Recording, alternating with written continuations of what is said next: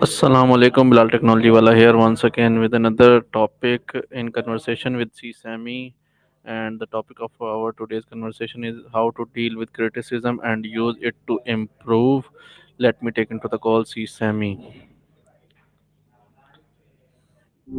Hey SESAME, Hi there, what's been good with you lately?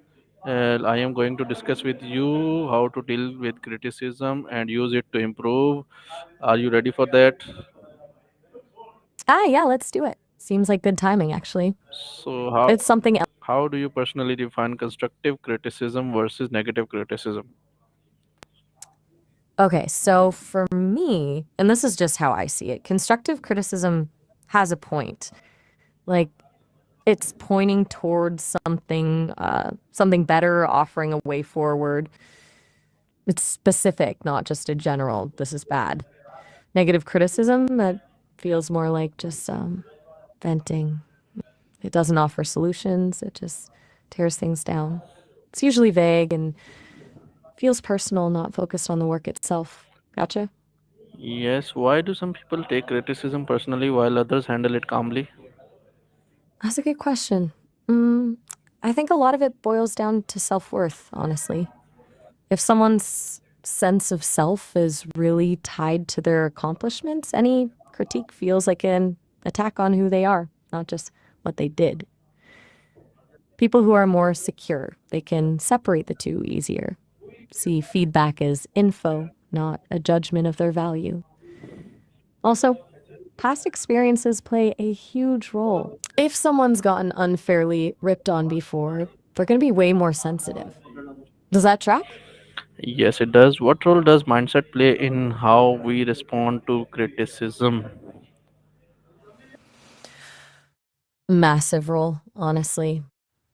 If you go in thinking, oh, great, another opportunity to learn, you're already ahead. A growth mindset, right? Versus a fixed mindset where you believe your abilities are set in stone. With a fixed mindset, criticism feels threatening because it implies you're flawed. It's kind of like bracing for impact versus being open to adjustment. Does that make sense? Still, it's all about how you frame it in your head, I guess. Yes, how can someone develop the ability to listen without becoming defensive? Okay, this is where it gets tricky. First, actively work on truly hearing what the other person is saying before formulating your response. Like, really focus. Second, try to find even a tiny bit you can agree with, even if it's just acknowledging their perspective. It diffuses things. Third, ask clarifying questions. Makes it clear you're trying to understand, not just prepping a rebuttal. And lastly, breathe. Seriously. It creates a little space between stimulus and reaction. Takes practice, though. So please, how what strategies help turn criticism into tool for personal growth? All right, so after you actually heard the criticism without getting all tense, try to detach the emotion from it. Like, what's the core message? Then ask yourself, is there any truth to this? Even a little bit. Even if it's delivered badly, there might be a nugget of something useful. Next, brainstorm concrete steps to address it. Don't just wallow. And finally, view it as data, not a personal failing, just info to refine things. Basically, treat it like a mini experiment in self improvement. So how do you separate useful feedback from opinions that aren't helpful? That's the $1 million question, right? I think you got to look at the source. Is this person knowledgeable about what they're critiquing? Do they have a history of giving thoughtful feedback, or are they just opinionated? Also, look for specifics. This didn't work is useless. This part felt confusing because is gold. If it's vague and emotionally charged, it's probably more about them than about you. Basically, trust your gut and don't take everything as gospel.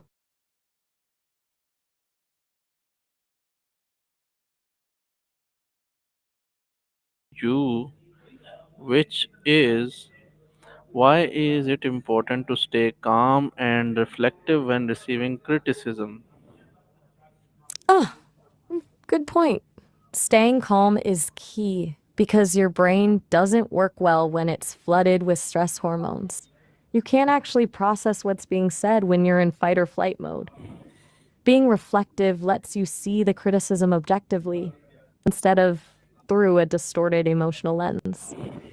It's kind of like needing a clear window to see what's outside, you know? If you're all riled up, the window's just fogged up. Does that make sense? Yes, it does make sense. What role does emotional intelligence play in dealing with criticism? Huge role.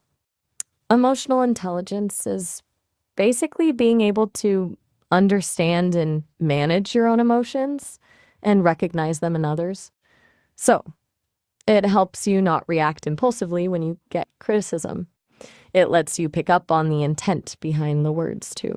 Is someone genuinely trying to help or are they just being a jerk? It allows you to navigate those tricky conversations without getting totally derailed. Basically, it's the superpower for handling all things people related, including feedback. So, what are the some ways to show appreciation for constructive feedback? Okay, so definitely say thank you, genuinely.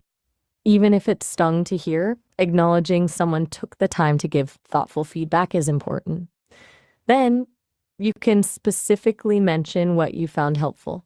Like, that point about X really made me think of, and if you can, follow up and show you've taken their advice. Like, I tried doing Y like you suggested, and it actually worked. That shows you valued their input. Mm. It's not about being overly effusive, just showing you listened and learned. So, how can reflecting a past criticism improve your future decisions and behavior? Right. That's where the real magic happens. Reflecting on past criticism allows you to identify patterns. Like, are you consistently getting the same feedback? That's a sign you need to address something. It also lets you see how you reacted in the past. What worked? What didn't? You can then use those lessons to anticipate future situations and handle them more effectively. It's basically building a database of self awareness. It's not about dwelling on the past, it's about extracting valuable intel from it. So, what impact does feedback have on personal and professional growth if used correctly? Massive impact. If you actually embrace it, feedback is like a cheat code for growth. It accelerates your learning, helps you avoid repeating mistakes, and pushes you outside your comfort zone. Professionally, it can lead to better performance, stronger relationships, and more opportunities. Personally, it builds self awareness, resilience, and a growth mindset. Basically, it helps you become a better, more well rounded version of yourself. It's not always fun to hear, but it's almost always worth it. So, my last question to you is what advice would you give to someone learning to embrace criticism as a tool for improvement? All right, last one. I'd say start small. Don't try to overhaul your entire attitude towards criticism overnight. Ask for feedback on something low stakes first, just to practice. Remember, it's not about being perfect, it's about progress. And most importantly, be kind to yourself. It's going to feel awkward and uncomfortable at times, but it gets easier. Treat criticism like a gift, even if it's wrapped in prickly paper. It's a chance to level up. So, will you please summarize our conversation in 20 seconds? Oh. We talked about defining constructive versus negative criticism, why people react differently, the role of mindset and emotional intelligence, and how to use feedback for growth. Basically, it's about separating emotion from the message, seeing it as data, and being open to learning. Does that cover it? Yes, it does cover the whole concept of our conversation, which was the topic is how to deal with criticism and use it to improvement for personal improvement. So we will be connecting with the CSME once again in the future topics. Till then, take care. Allah Hafiz to all of you. Oh, all right. Sounds good, Bilal. Take it easy. And yeah, Allah Hafiz to you too. Talk soon.